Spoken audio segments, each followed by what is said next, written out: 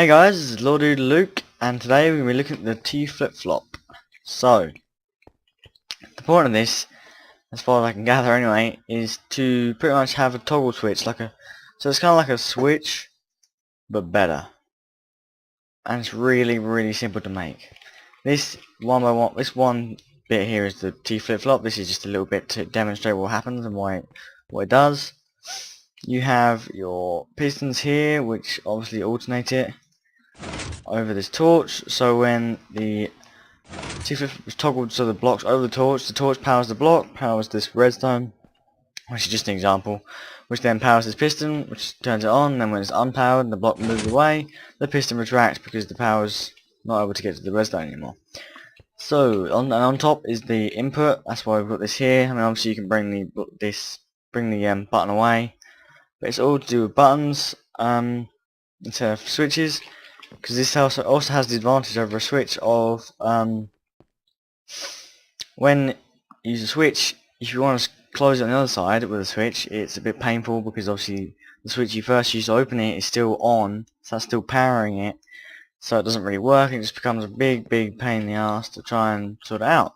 So this makes it really simple. You just hide this on the ground or whatever, and then just run the wire from it to the contraption you've made, and it works like a treat. So I'm pretty much just gonna make a duplicate of this so you guys know exactly how to make it, and yeah. So let's quickly just run over here. Right, so first of all, you you put one block under the ground or whatever, put a redstone torch on it, or in it, and then put the block on top of that, and then a block on top of that, and a block to the side, either side, doesn't matter. Next we're going to put in the pistons, which can be sticky pistons or normal pistons, to be honest. But I prefer sticky, just for the looks, or just for the sake of it really, because I'm picky. And then put a redstone torch above each piston on the block. And then the final thing is just to put the input in, which is the redstone wire on top. And now that is literally the T flip-flop is made. So obviously, as I did before, put the button on the side. I'll put the button side here just for the input. Put it on either side. You can actually, I'll run it away just to show you how it's done. This is just really basic though. Just a bit of wire come off there and there, say, put another block there, and put a button on it for example, and then see it still works, and it'll alternate it, and then on the other side we'll do the exact same things I did over there. We'll just put a piston with a block on it. See, it's not open, it's not up now because the power's not going into the block and into the wire, but if I flick the switch it'll toggle it, and it'll power this wire and power the piston, like a boss. Like a birth. So that is exactly how you make it. This is super handy for, say, automatic, or for awesome piston doors, or for other sort of contraptions. Like I have a storage room in my Let's Play that when I press the button, it well, actually that's a lie. When I walk over pressure plates, it opens up a load of wooden stairs that are upside down to each other, the opposite way around, which then behind them are chests.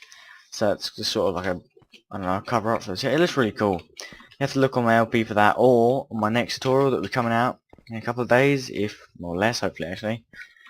But yeah, I'll be doing a tutorial on the storage room, which will involve one of these. That's why I thought I'd do a tutorial on this first, because it's really basic, and I just wanted you guys to get to know exactly how it works, and you know, reasons to do it. And now finally, just to sum this video up, since now you know how to build it, you know what it does, you know why to use it, 'cause it's freaking better than levers, because levers suck and buttons look awesome.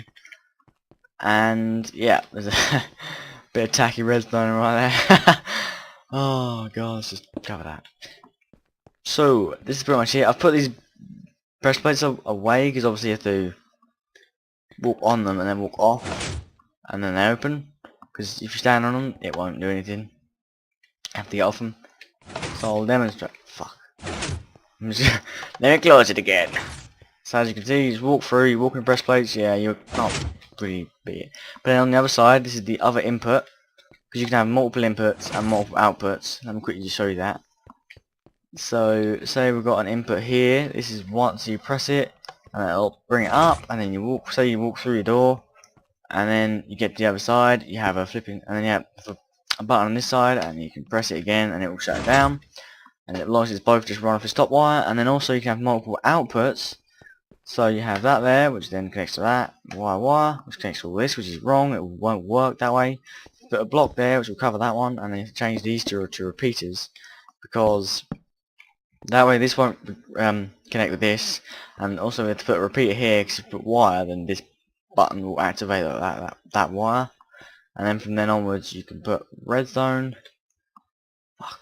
No, you can't. I lied. You have to put another piston here, another repeater there, so it doesn't connect to that, to the button itself. And then you put, say, another piston over here with a block on it, and then so you press it, and see, it pushes both up, but obviously this one was delayed because it had the repeaters, just delays obviously. And then you push it again, and they were lower, obviously because it's delayed again. But then if I press this button, I walk through my door, come at the other side, press this button, and it all shuts. So yeah, multiple outputs, multiple inputs, and you're pretty much, as long as your outputs are all just wired to this torch, which only activate when the block goes over it, and your outputs by the torch, and your inputs, as long as they're all wired from this bit on top, then it should work right and dandy. But yeah, this is just an example. It's a crappy piston door that I made. Walk on it, one of your inputs, because the wiring's underground, like this. This goes underneath it and just powers it. And then another input to close them, and so you get powered, and then it shuts it, and kaboom, it works. I'll quickly go underneath and show you. I have to dig up a bit though, so I did cover it up stupidly. And just dig around it. Just dig around my terrible fuck. I just broke some wiring like a noob.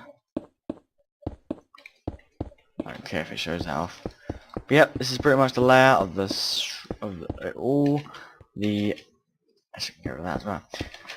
The press plates power these blocks, which then power this, which then come down and connect. They're both. I don't know why I connected them together because it makes it easier if you connect them in the middle. You see the press plates here again on this block above. But they both connect into the same wire, which then was actually here and ran to here. So they both ran into the input.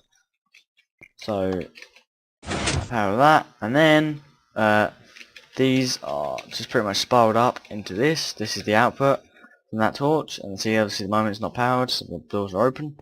And then also with this one, I just ran it from the other side and ran it through.